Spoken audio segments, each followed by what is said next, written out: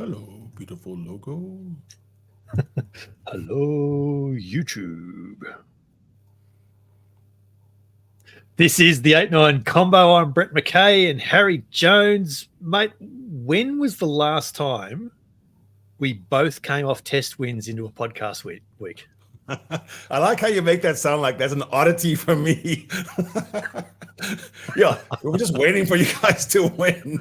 But I know it's been a while. You're right. Dragging you down to my level, I was, yes. That was artful questioning, I must say. It was almost like you were a lawyer. How's it, man? I really had a good time going to the game and getting out of there. Let me just say, when you go to Ellis Park, you go into some sort of like Dante's Inferno levels, and you just keep going and going and going. And at some point, you literally are looking around and going, I wonder if we're in the right place. And right then, my driver was, kind of stopped. We're wondering if just let me out. A car pulls up next to us. Two guys roll down the windows and they go, "How's it, Harry?" I was like, "I've arrived. I'm in the right place. I'm in the right spot." Yeah, well, it was quite the scene, man. I just want to say something about your win, though. If you follow Aussie rugby and you really have gone through the depths and the dungeons and the dregs, that had to just make you feel like unbelievable. Like, what was that feeling? That old missing feling of actually coming back from, was 0-10 and then 7-16, and you managed to come back. Yeah. I've got some thoughts on that, which I might just put a pin in and we'll come back to very shortly because,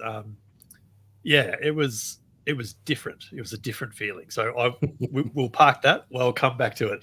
It's episode 30 of the 8-9 Combo Rugby podcast, and we are really, really pleased to be brought to you throughout the Rugby Championship by Chasing the Sun 2, the fantastic 5-part all-access series documenting South Africa's memorable 2023 Rugby World Cup win, and which is coming soon to RugbyPass TV worldwide. Simply head to rugbypass.tv.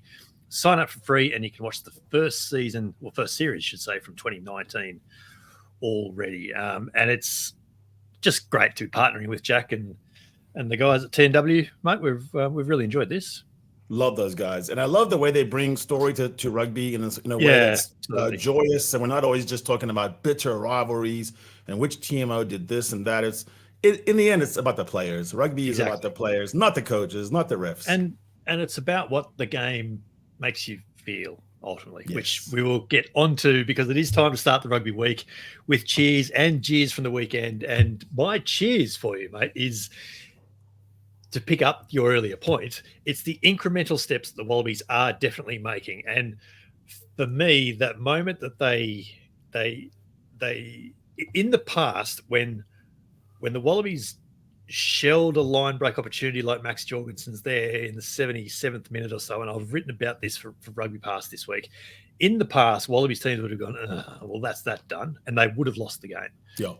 This Australian team, though, from the clearing kick out, they mauled from outside the 22, inside the Argentinian 22, shifted to midfield, pick and drive. Rob Valentini gets them to 5 meters out, and they played with patience and they forced an error to win the game. And I watched that and I thought, wow, this is coming from a young team with not a whole lot of experience as a collective group. That's really, really encouraging for the future going forward. So that's how it felt, mate. Yeah, when you look at a new coach, sometimes you're looking for personnel shifts or game style. And there's another component, which is spirit, resilience. And I think that's the two teams that won on the weekend showed that in abundance. Good cheers. My cheers, I have two quick ones. One is someone who made a comment on our YouTube, because we're YouTubers now. And it was I think it was mysteriously, I think he was named McKay, not McKay 1023. And he said, Harry didn't listen to the thoughtful questions by Brett. And I'm like, mofo, I was in a war zone next to a cop car. People were tackling me. There was a lady wearing a sea captain's hat who decided to try to remove my shorts. I had a hard time listening. I couldn't even hear myself think. In your defense, in your defense, I don't think you heard much of that post-mortem. I'm genuinely surprised we got through it all, and it did unfortunately take a couple of takes. But anyway, my other jeer is about the importance of knowing surnames from countries you're not from. And I'll just say this, my friend. Once upon a time, I found myself in a Mexican jail, And it was much more heller on earth than the surroundings of Ellis Park. And I was hoping to get out, and I was just looking forward to that day. And they said, tomorrow around noon, we release you in alphabetical order. And I thought, Jones, perfect. The averages favored me being right in the middle. I think I'm the 10th letter in the alphabet. Oh my. Garcia, Garza, Gonzalez, Gutierrez. I was praying. Before that, there was Castañeda, Castillo. And I'm like, holy cow, can someone get me out of this? Finally, we got to the J's. I go, Jones has got it, because there's never a name before Jones except for James. Jaramillo, Jimenez. I'm like, oh my God. It wasn't a Bosch, though. Were you followed just by Zulu or something like that? There was no one behind me. It was Montoya and Martinez, and then I was out. That was it. It's the week. It's the week between Los Pumas Wallabies test, and there's so much to talk about from the weekend's game. So, what better time to bring back another favourite guest? He joins us in just a moment.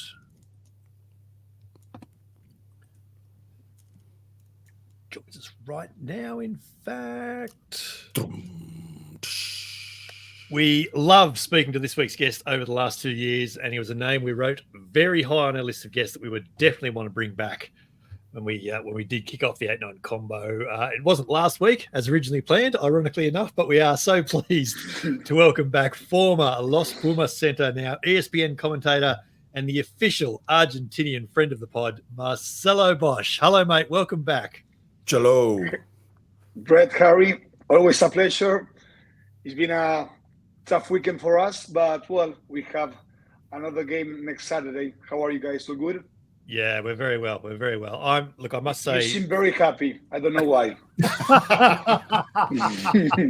I do say thank you for coming up, mate. A lesser man would have politely declined this week. I mean, in the same moment that I was really, really pleased to see the way the Wallabies won that, the opposite would also have been true for you. In that moment, you would have been thinking, oh, I can't believe they've done that. Yes, I agree.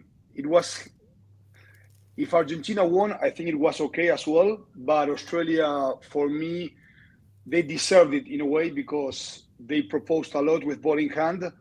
Argentina, I believe, they were very good defensively, most of all at the beginning of the game. Australia had possession. They were very patient as well. Yeah. They went through a phase of almost 25, 27 phases, and Argentina keeping very disciplined in defense. And in the two opportunities they had in the first 20 minutes to score points, they scored a penalty, they scored a driving maul, and suddenly it was 10-0. But Australia was the team that was proposing more with ball in hand. But I see some changes already in that team, which I like. You can tell that Joe Smith is already putting hands on the team. And, well, at the end, you got patience and you could win the game in the last minute. Yeah. And that's, Harry, really encouraging to hear someone outside Australia and outside New Zealand, I suppose, knowing Joe Schmidt as well, saying, we can definitely see this Wallabies team is different to what we've seen in recent years. Yeah, living a life on rugby where I've been interlinked with Australian mindset, I've always thought that the one thing that was missing was not the physique, it wasn't the pace, it wasn't the passion. It was about poise. It was about patience. It was about having the presence of mind instead of just trying to heap more, which, passion can sometimes get you carded. So just being able to finish. And I thought in both matches, it was the team who came from behind and kept their head in the final 20 that won. Yeah. And it couldn't have been more stark to look at two teams that really should have won. Argentina and New Zealand had the game in hand, 16-7 and 27-17. 27-17, yeah. In test rugby, you'd say, we can take it to the house. Cello, what do you, like from Argentina in the past, there's been about that too, too much impatience and trying to do too much. It almost seemed like the opposite. They were trying to finish the game before it was finished, stop playing. Yeah, totally. Yeah. You could see an Australian team, I don't say with more experience, because when you see the sheet, it doesn't have more experience than Argentina, But still at the end, you could see more patience in some of the key players. Albornoz, that is the replacing 10, he's a player that, of course, he's willing to play a lot, and he wants an opportunity from the start. And at the end, that little chip, when you have the advantage of a knock-on of Coroibete in the opposite field, and you try that in that moment at that time, of course, when you see the space, I don't know if it's a bad decision, but it's the moment in time when you do that. And that created a counter-attack from Australia.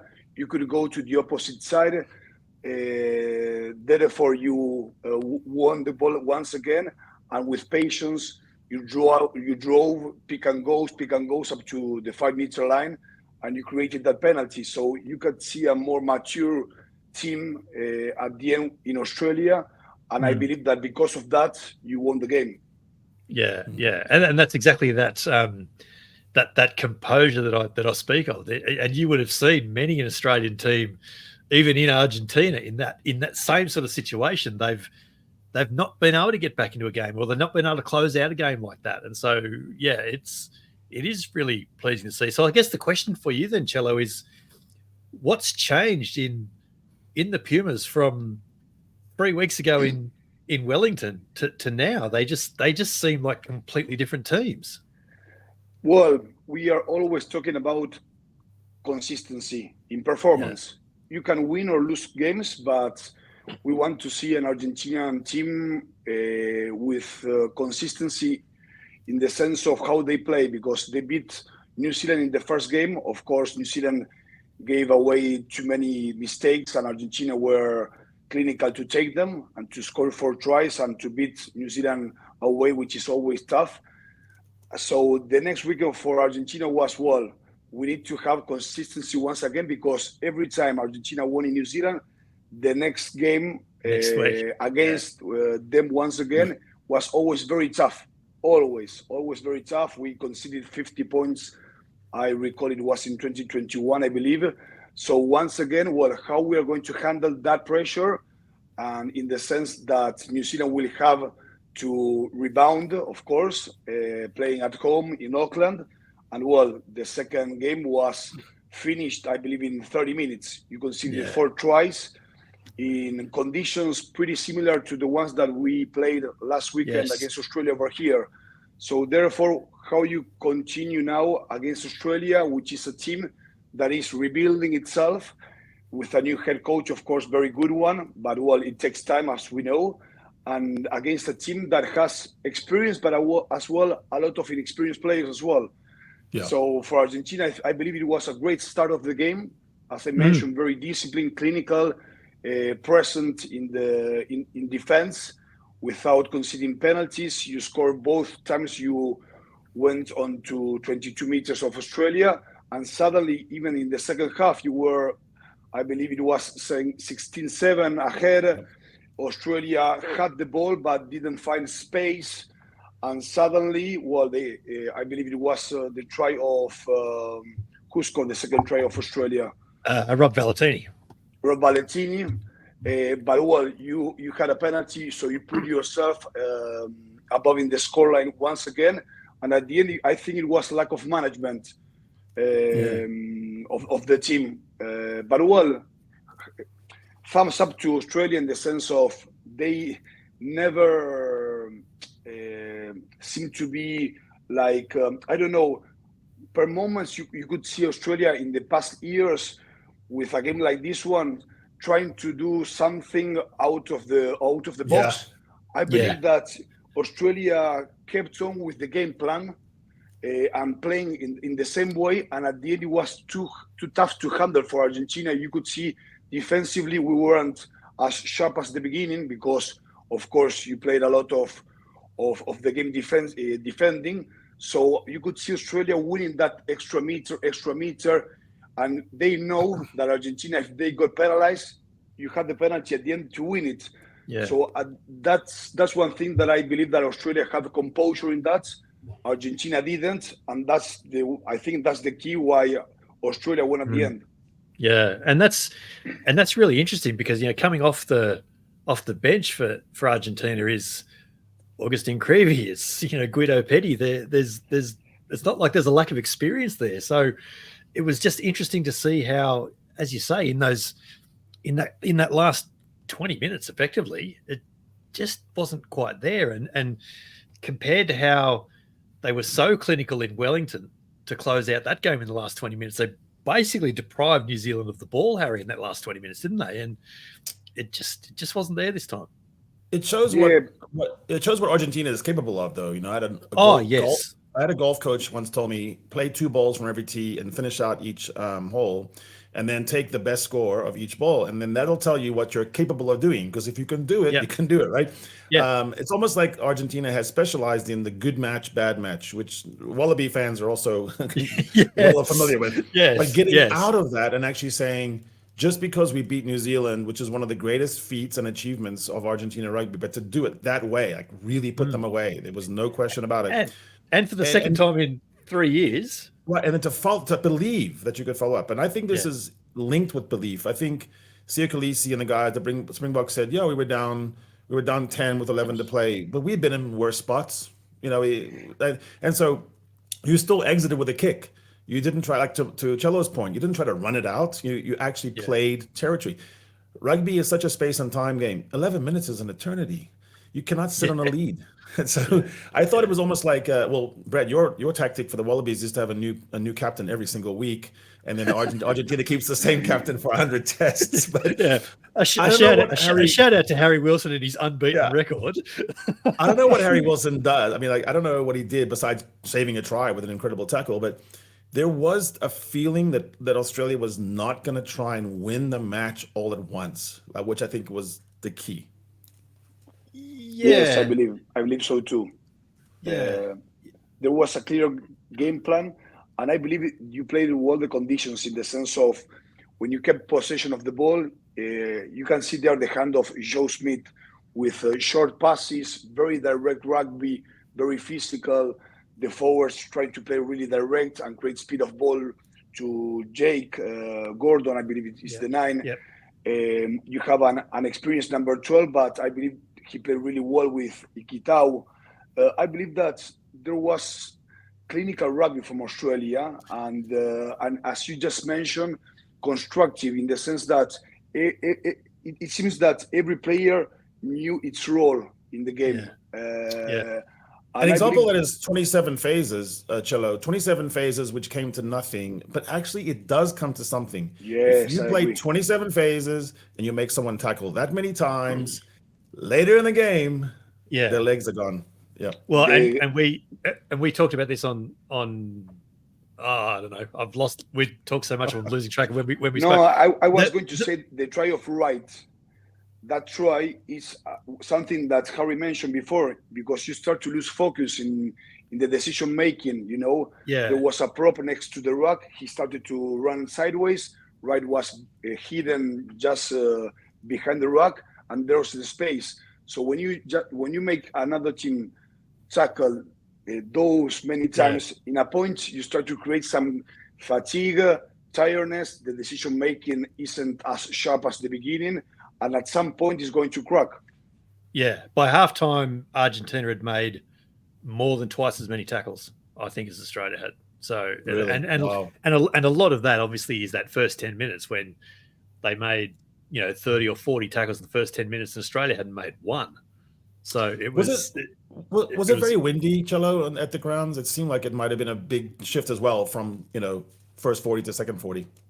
Totally. That's why I was very not surprised, but I was saying Australia playing really well, because the conditions were very challenging for the players, because it was very windy.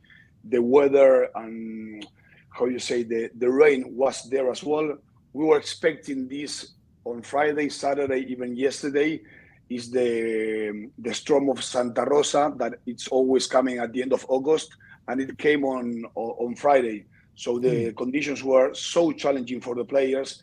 That's why I thought, wow, Australia, even that, they kept with that game plan, playing very short, direct rugby, and they were very good at it. The consistency thing that you talk about, Marcelo, and it's something that the the notion of being consistently inconsistent is something that I think has plagued Argentinian rugby as much as it's plagued Australian rugby over the last 20 years. And I think even going back to when you played, that would be something you would say that you guys were guilty of as well. Totally. We are on emotional side, I believe, of course. Yeah. We know that we are capable of competing against the best ones in a good day. But I think that consistency in international rugby, of course, is very difficult. If you see nowadays, who are the consistent nations in the sense of performance? I believe it's France, Ireland, South Africa. Yeah. Nowadays, New Zealand in performance, I don't know. You could tell against Argentina, they weren't as good as, I don't know, other years before. So it's very difficult to reach that consistency in performance in international rugby. Even though that Argentina, we are seeking for that. It's not that we want the team to win every game. Of course, it would be ideal. But at least if you lose a game, lose it in your terms, losing being competitive in the day. Yeah. South Africa, perhaps if they lost against New Zealand, they could probably lose last weekend, but they are still in the game. They are still competitive. Of course, you have to fix mistakes for the next game, but the performance is there still. Argentina, I believe, is tough for them because if you go to the basis of the game, scrumming, lineouts, I believe is quite consistent, but scrumming, it's a roller coaster. Yeah. And the emotional side as well of Argentina, I believe it is to, you have to shift into a mentality to say, you know what, we are a team that we are capable of competing against the best ones, and we are going to, follow this game plan, follow the way that we play. I believe it's something from that side. It's hard to tell because I'm not inside the walls and what is going on day by day. But I believe it's something like that because when they are on in any given day, they can compete against anyone. So it feels like it's a real generational shift because the scrum used to be literally the backbone of Argentinian rugby. Yet at the moment, your prop stocks particularly seem like they're a little bit on the light side, and like that's an Australian saying that. It's not like we're blessed with incredible prop depth at the moment. I agree, and I think it's a thing that brings you into a bigger discussion in the sense of how we handle even props and the scrum today in the amateur rugby as well. Because in amateur rugby nowadays, you can't push more than 1 meter. So imagine the props coming from that when they are in the ages of 15, 16, 17, suddenly they go to first division with this rule. I think this rule, in the bigger picture, I believe it takes a toll in the scrum for Argentina. Of course, for the Pumas, you see the props playing professional rugby, and the scrum is not like that. But I believe when you see that in the rules within Argentina, for sure it has an impact afterwards in the big picture and in the national team. So yes, it's something that we are talking about it. Of course, you want a safe scrum because we had some injuries in amateur level the past years that brought this into discussion, and that's therefore why there were some changes in the rule. But I believe for a prop that it's aging to scrum in these conditions, I don't know if you take the best of them. And suddenly when they get into the max level, they don't have quite experience as the props that we had years ago. Yeah. So I don't know. I think that's one of the things. The other one, I don't know. You have to be inside. Perhaps it's a lack of very good props itself in the sense of the scrum. But I don't know. I doubt we have a lot coming from behind.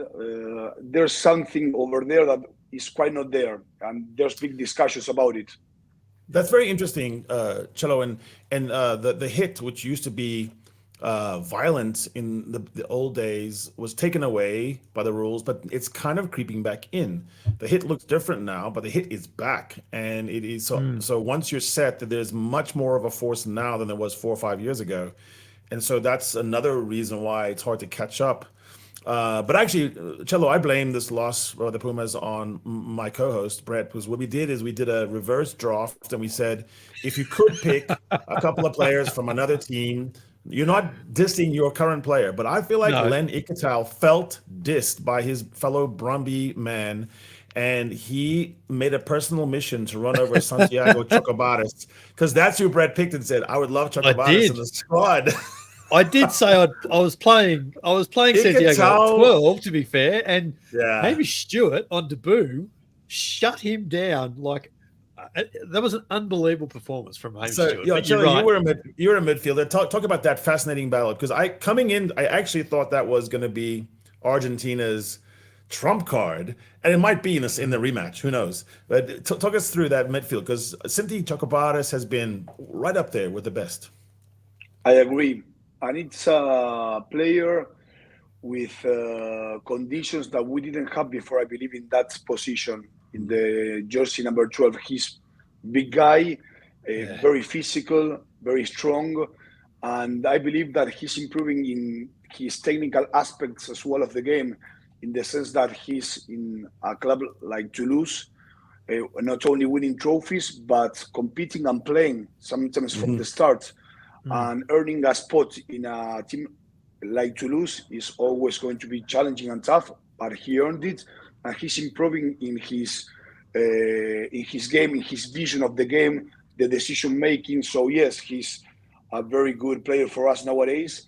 Cinti, on the other hand, he's playing in Saracens. He's quite big as well. He has a lot of physical and technical conditions, but I don't think that yet we're seeing the best out of him. I believe, he played the last World Cup as a starter. We expected more from him. I think he needs more game time, more experience. But next to Chocobares, of course, I think it's the pair that is going to play for the next, 5-10 years if there's no one else coming from behind. But the other day I thought that we had a good chance there in the number 12 jersey against an unexperienced player. But I believe Ikitau and Stewart did really well. Ikitau, he was very good. Ikitau was fantastic. He was carrying the ball, making some yardage, putting Australia forward, busting tackles as well. Yeah.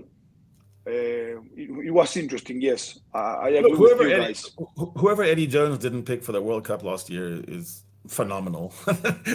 Harry Wilson, Ikitau, just good on the list. yeah, that's true. What's the name of the number 7 of you guys that he's Carlo Tizzano? Yeah, he was exceptional. He made another 22 for no misses. 1-2 really, really important turnovers in the second half. By my count, he's made 54 or 5 tackles in 3 tests now and hasn't missed one. Hasn't missed one. Hasn't missed one yet. Carlo Tizzano, it could be an Argentinian Italian guy. You might should have picked him. Yeah. Yes, he was great. But again, Harry, the week before on RugbyPass, I talked about the fact that he was making so many tackles, but wasn't really getting much chance to play on the ball. But this time around, all of a sudden, Bell and Salakai Loto and Harry Wilson all made double-digit tackle counts themselves. Hamish Stewart made 10 or a dozen out wide as well. And so Tizzano's 22. All of a sudden, that defensive load was shared, and Tizzano had his moments where he could actually have a bit of a crack at the ball. And there's a shape of that, there's a shape of organizing your loose trio where you don't want a Kremer. You want a Kremer to be the tackle monster, but you might want Juan Martin Gonzalez to be a little more free, and then you want Matera to be the link man. So there's a setup there, and I think Tizzano was better used this time. So I think he just did whatever he was supposed to do every time. But I think the shape of it was more like you can hang off, you can pick your moments, And that's looking like a decent strength because Fraser McWright would have been about 17 miles ahead of him starting out, and now you have some choices there. You have some depth. There we say.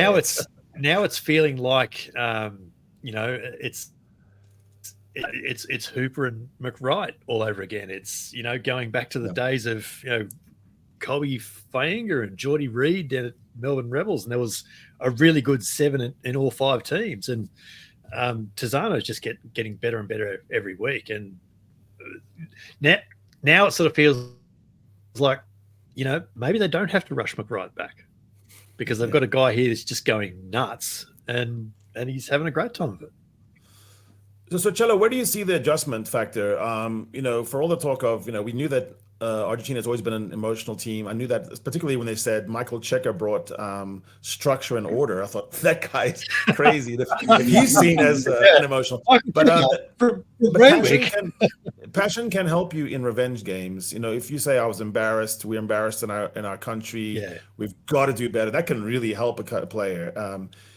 How do you see the bounce back happening, and where do you see it coming from within the Pumas? I don't know if the word is embarrassment for Argentina in the sense of the performance last weekend. Of course, you know that you missed a good opportunity of beating Australia. I think it's that more than the embarrassment. Of course, as you just mentioned, we are passionate and emotional side, of course, and that always brings the best out of us, but as well the worst in the sense of the structure, the game plan. I believe Argentina, we'll see the conditions next week. They're going to play in Santa Fe, which is always warm over there. If it's a good week, and I believe it's going to be, I think that we're going to see more possession, or Argentina trying to keep more possession of the ball as they tried against New Zealand. I believe the game plan is going to be slightly different in that sense. But on the other hand, I don't see a lot of changes in the side. There's Basan Vélez that is not going to be in the squad, and Kubeli, it's been recalled. Thomas Kubeli coming back. Yes. Oh, wow. He played the MLR this year. He played for last weekend. Miami, I think. He was with the new team, wasn't he? Yeah. He played last weekend for his old amateur club. I know that because we are from the same club. So I saw him playing. I watched him playing. Yes, I don't know if he's going to be in the starting team, but he's in the squad with other 2 scrum halves. We'll see if he plays. So I don't know if we are going to see a lot of changes in the starting 15. But I think that in the sense of the game plan, yes, I believe Argentina will try to keep more possession of the ball and play through phases. Argentina didn't play bad. I think both teams played quite decent in the sense of the weather and the conditions and where they come from. The thing is that, Australia beat us at the end. So I think Argentina has more pressure now to try and beat Australia once again. But for Australia, on the other hand, you see, if we beat Argentina twice away and seeing where we come from, that could be a lot of huge confidence and momentum to you guys. Yeah. So I expect a very, tough game once again and quite narrow. We'll see. They might not know what to do in fine weather with blue skies above them, because both of them have played in horrible conditions for the last 2 games. So they won't know what to do with molded studs. And it's dry hands. It's all to play for. If Argentina wins, has bonus point wins in the remaining 3 rounds and denies the Springboks losing bonus point, they win the rugby championship. It's easy. Come on. So what you're talking about now is South Africa losing twice with conceding a bonus point, home and away over the last 2 rounds. That's actually mathematically possible. It's mathematically possible. Or South Africa beating New Zealand with bonus point and being already champions of the rugby championship this weekend. Exactly. Don't say that. Don't talk about it. We'll also mathematically possible. So, It's Cello, is Santa Fe, forgive my ignorance, is Santa Fe at altitude? Where is it located? No, Santa Fe is around 250, 300 kilometers from Buenos Aires. You can go by bus or a flight to Paraná. That is an hour flight and a short drive after to Santa Fe. Yes, I'm heading over there on Friday. I will be there for the weekend, so fingers crossed. Fingers crossed you get to work on the tan, mate. Yes, we'll see. No, I will be there for the emission here in Argentinian television. So, well, I've been before in the one against New Zealand when we beat them. So hopefully I bring the luck once again. Good luck. You're trying to take the credit for it. Yeah, gotcha. No.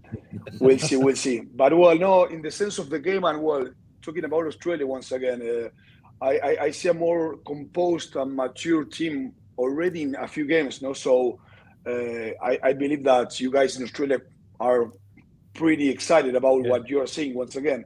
Of course, you have to demonstrate week in, week out, no? Because if you lack consistency in the next weekend and you play badly, of course, it's once again the same question marks. Are we in the right direction? But well, I believe that both teams are in a similar phase of where they're trying to build onwards. It's interesting because I look at Argentina in July and they were a bit up and down against France and then absolutely thumped France in the last game, didn't they? Like properly thumped them. So, as you say, they can absolutely do it and then come to New Zealand, absolutely do the job on them then. And then, as you say, it's that roller coaster of consistency. Totally, it's very interesting as well, Cello, the models. So you have South Africa with most of its players at sometimes overseas or spread out throughout the world. Argentina, obviously the same. Then you have the Irish and New Zealand models where everyone plays just in a few clubs. They all know each other really well, and the coaches get orders from NZRU. But it's interesting because when you actually look at how the results are going, it's difficult to know which one works. When you look at Australia, which is debating, does Australia need more overseas players? Does it not? Does it not? And the arguments kind of just go on and on and on. But how do you see that? How is Argentina managing that? And do you think it's possible for Australia to use more of its talent?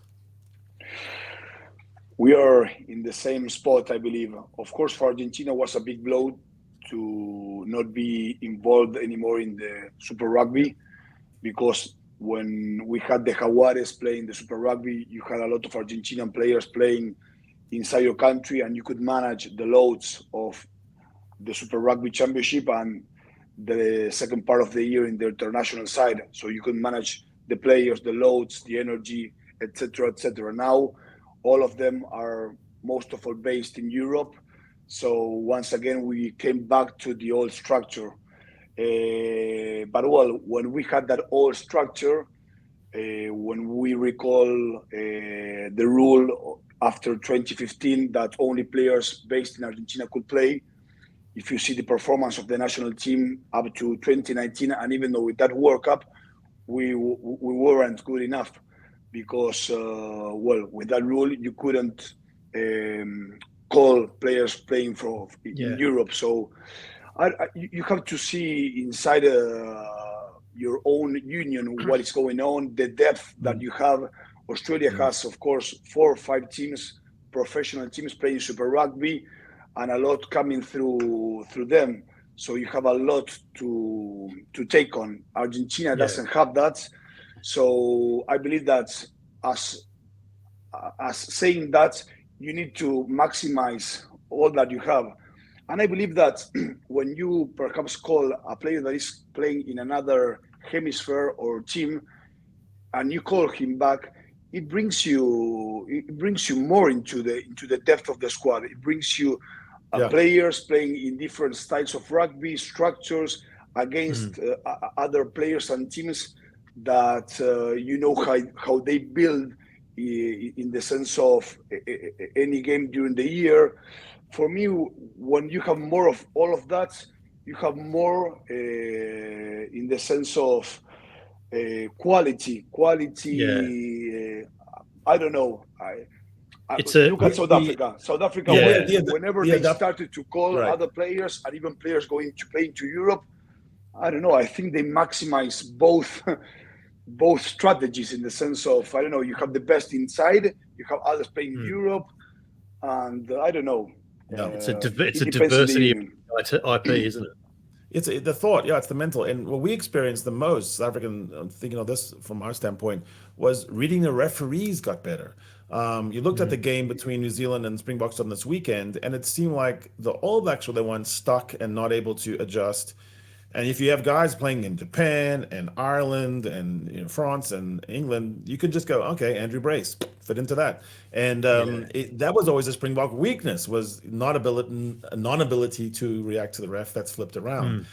You see Argentina has some of the best players from each of their clubs, but they're from different leagues. You have Montoya playing Leicester Tigers. You have, like you said, Chocobaras in the French. You have Boffelli playing in Scotland. You have all these different ways. It's actually an asset, no? Yeah. No, I believe so too. Yes. Yeah. What has the loss of the Jaguares done for the local pathways? Because obviously, having a professional team based in Argentina was something that local players could see and touch. So, what has losing that step done for the game locally there? It was a massive blow because, as you just mentioned, Brett, it was the pathway before playing international rugby, perhaps.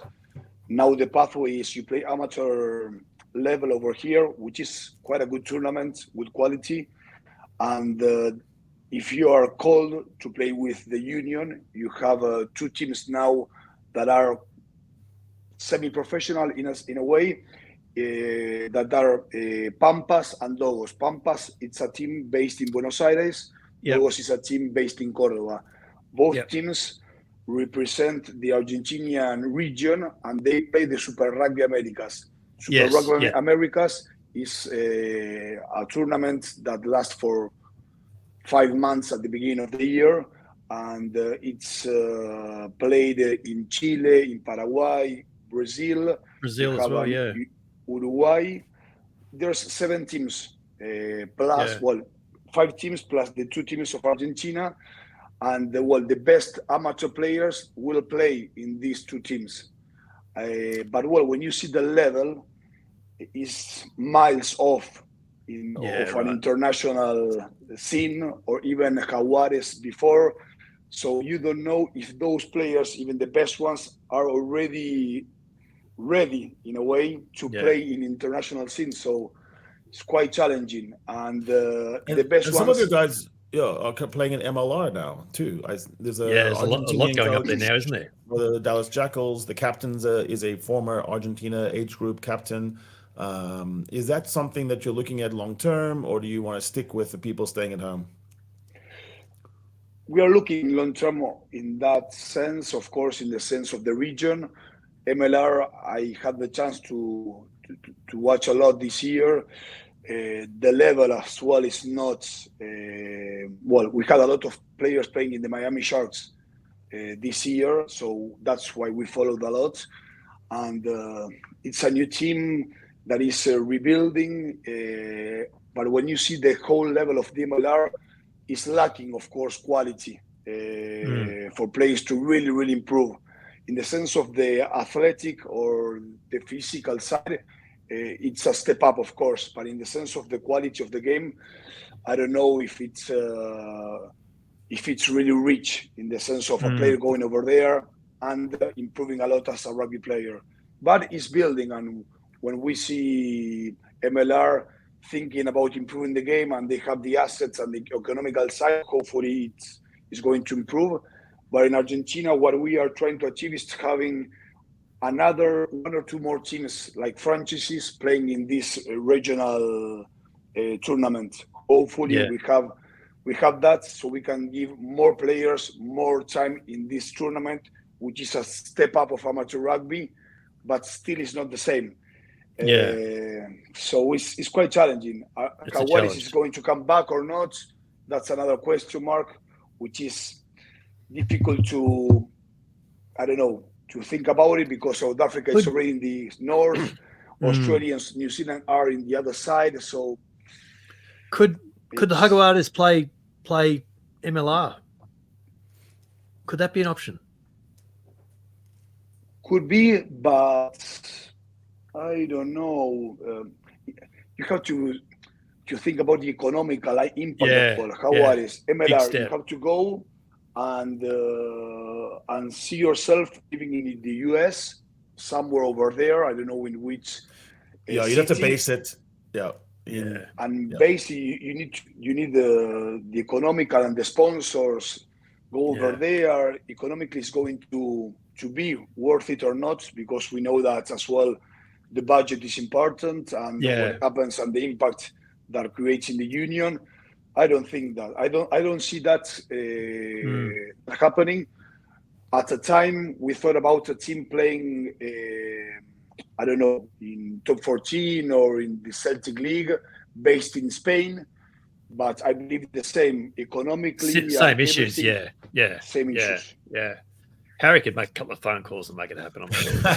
Anyway, we'll see. Yeah, Cello, I did want to ask you, not for a prediction, not like who's going to win by how much, but just what style of game do you think? What do you predict this week coming up for Wallabies Pumas?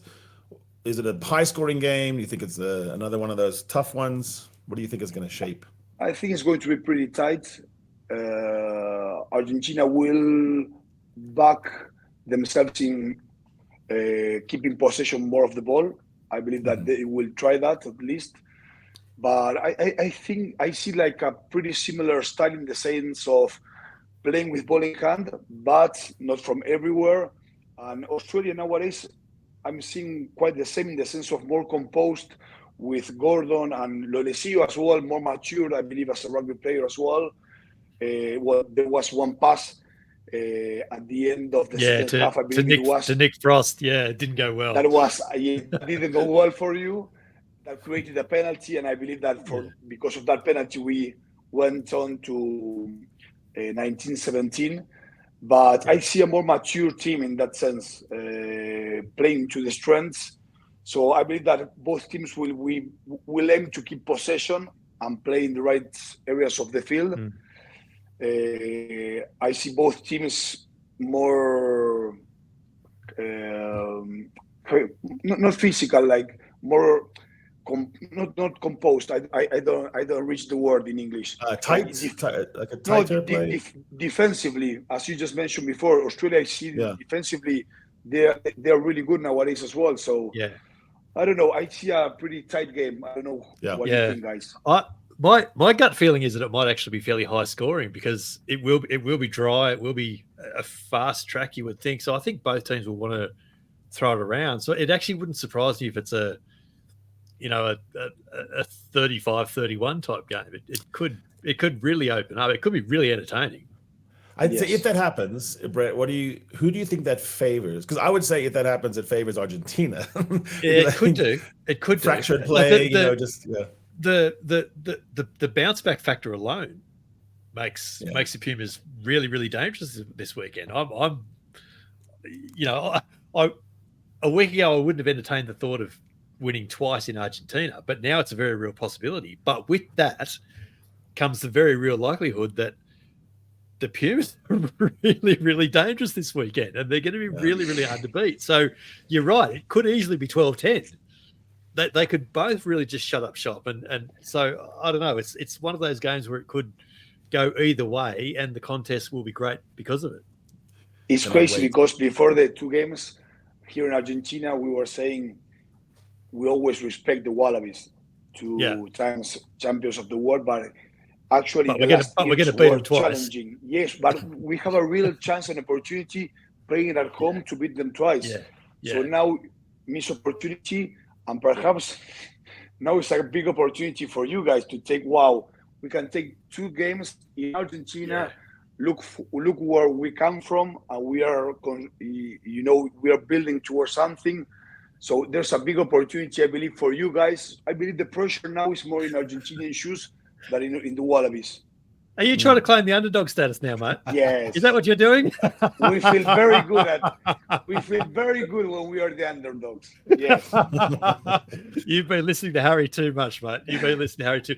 Now, if you could just maybe not take all of your luck to Santa Fe, I want your team to do well, but maybe don't take all your luck, mate. That would be just great. It's been fantastic to talk to you again, mate. It's been great to reconnect with you. I hope it's a really, really enjoyable game this weekend for both of our sakes. I hope so too, and Harvey, enjoy yourself over there in Cape Town. Have a great one. Yes. Cheers, Cello. Good on you, mate. Guys. Good to talk to you. Take care. This is the 8-9 Combo Rugby Podcast with Brett McKay and Harry Jones, and mate, just wonderful to welcome back Marcelo Bosch. That was I say it every time we speak to Cello. It's such a great chat. I love it. Senor Bosch is one of the nicest guys in world rugby. Like, we do get to know people on this thing because, we go off, we go offline and we still have a chat. He's the same. He's the same both ways. Exactly He's not a performer. He's actually like this interesting and this funny. No, this is a great veteran. And also wanted to make sure everyone knew that I can talk about a team besides the Springboks for a while. So this was kind of cool. Yeah, tone down the arrogance, mate. Yeah, someone posted, I oozed utter arrogance. I'm like, okay. Yeah. Well, Yeah. sorry. No, that's a natural thing. It's my natural state of being, but I would say that anyone you're following a team where it's having this much good fun, you're going to talk about it. It's a bit hard not to. Exactly. Now, we did actually have intentions of talking about South Africa and New Zealand a little bit, but we might hold that for games of the week later in the week and get into that. It's interesting all of a sudden that Russie's not naming his team on Tuesday morning like he has been. He's going to hold off until Thursday. So there's a bit of shenanigans going on already this week. I do love how he creates something that inherently favors the opposing team, and everyone's taking it as like, oh, you're not allowed to wait till Thursday. Like, he can do whatever you want. Yeah, you go back to naming teams 2 days early, right. Thank you. Yeah. Yeah, no, it's a funny one.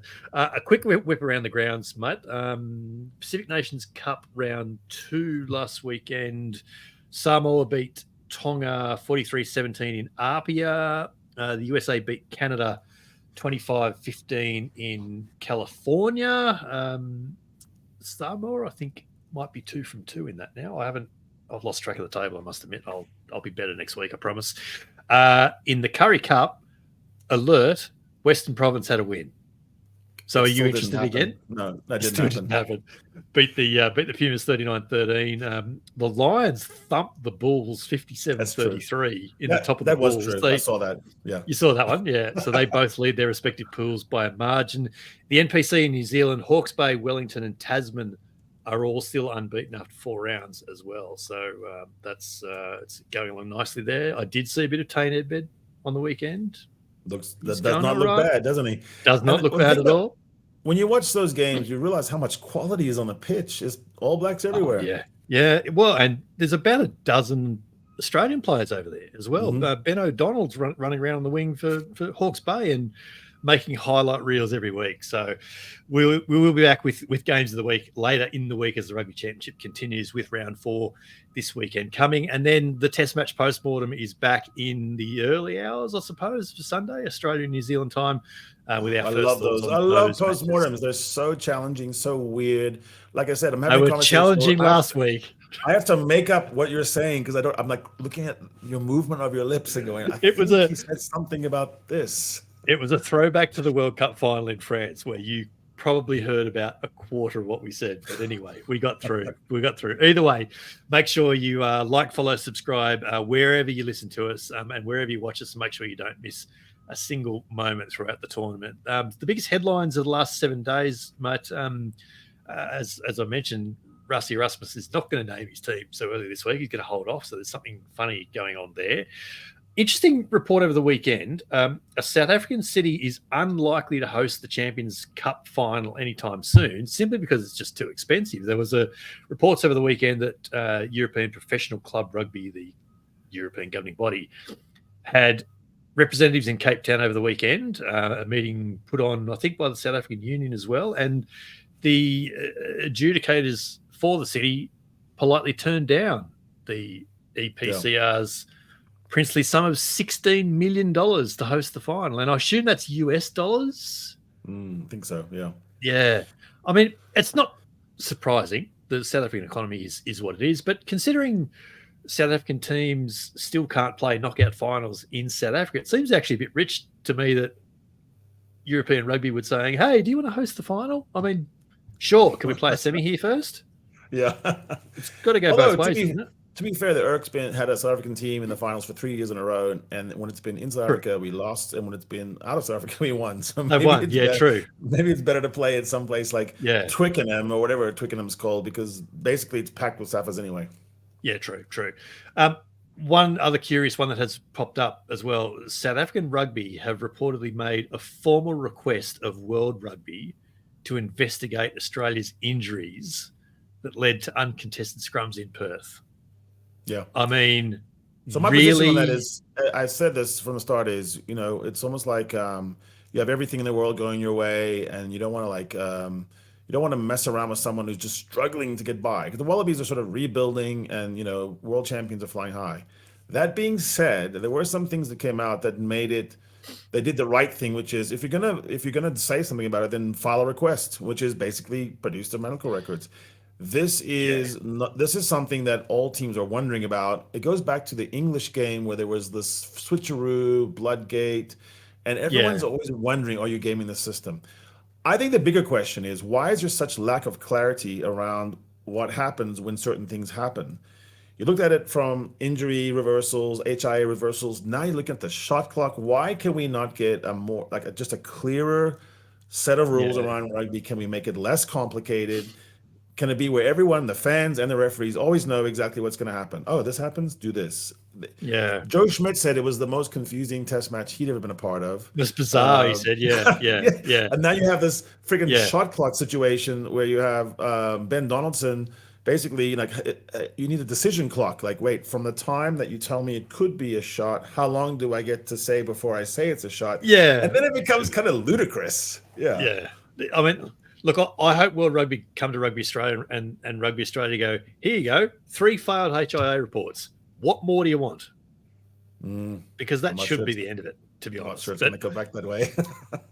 We'll see. But you do make a good point about, there's if anyone can do fast, it's international. We are the craziest sport. We are literally our own worst enemies most of the time. We really are. There's no doubt about that. Final thoughts for the week? Oh, I'm just in the throes of this 2-game series. I'm having such a good time. Pretoria is one of those places where growing up, it was Pretoria is one of those places I grew up thinking like, oh, nothing happens there. Let me tell you, there's quite a vibe here. And then, the vibe's about to go up several notches back home. Yeah. No, good. No, I'm glad that I'm funding your Also, trip. happy anniversary, happy birthday, happy Father's Day, happy everything. You're having all these things at once. There is lots of anniversaries and birthdays overlapping in our world, so happy everything to all that celebrate them. The bloody happy day. Happy day. Announced, I'm having a pretty bloody happy day. I did have a very good day on Sunday. A very nice Father's Day, in fact. But that then is episode 30 of the 8-9 Combo done. Check the show notes for the links to the 8-9 Combo on Twitter and on YouTube, where you can find video versions of the podcast every week, including an exclusive little mini post-mortem after the Wallabies and Argentina from the weekend as well. And we have more than doubled our subscriber base over there on YouTube since the start of the Rugby Championship. So thank you to everyone who has jumped on board. And if you could leave us a rating or a review wherever you can, it all helps. And if you are following us on Spotify, make sure you jump into your settings and set your auto download to on as well, and then you won't miss anything there. Harry and I remain on the socials in our usual places at HaribaldiJones and at BMC Sport, and you'll find links on our socials for Harry's stuff on the Raw a couple of times a month, and my Australian columns on RugbyPass as well. Also on rugbypass.tv, head there, sign up for free, and you can see the original 2019 series of Chasing the Sun, the documentary series celebrating South Africa's Rugby World Cup win in Japan, which is currently available, and with the 2023 series Chasing the Sun 2 coming very, very soon. Sign up for free and watch it wherever you are in the rugby world. This is the 8-9 Combo, the short side set piece combination you didn't realize you needed. coming from the podcast Double Act you already had. I'm Brett McKay. He's Harry Jones. And we'll be back in your ears in a few days' time with another Rugby Championship edition of Games of the Week. Come be pretty bloody happy and humble with us. It's just nice to see you stick around for the end of a show. True. All right.